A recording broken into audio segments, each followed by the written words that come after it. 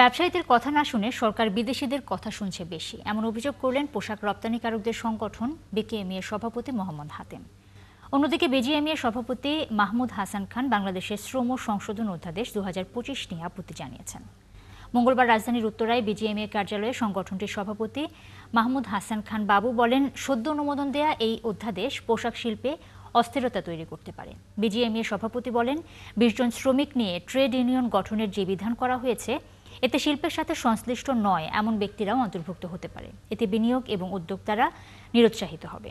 এছাড়া অধ্যাদেশে শ্রমিকদের ভবিষ্যৎ তহবিল, শ্রমিক সংজ্ঞায় অস্পষ্টতা সহ বেশ কিছু বিধান নিয়ে আপত্তি জানিয়ে বিজিএমইএ সভাপতি বলেন, এসব বিধান নিয়ে সরকার এবং শ্রমিক সংগঠনগুলোর সাথে আলোচনায় তারা আপত্তি জানিয়েছিলেন। এছাড়া এলডিসি গ্র্যাজুয়েশন অন্তত আরও ৩ বছর পেছানোর দাবি করেন তিনি। প্রস্তুতি ছাড়া এলডিসি হলে শিল্প হুমকিতে পড়বে বলেও তিনি জানান।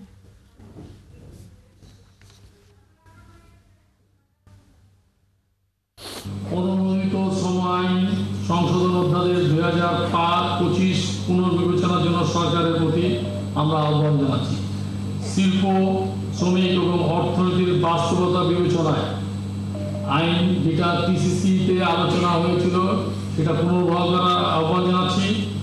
আইন যেমন শিল্পের প্রতিযোগিতা সক্ষমতা নষ্ট না করে এবং টেকসই উন্নয়নকে সমর্থন করে এমন আইন প্রণয়ন করা উচিত বলে আমরা মনে করি।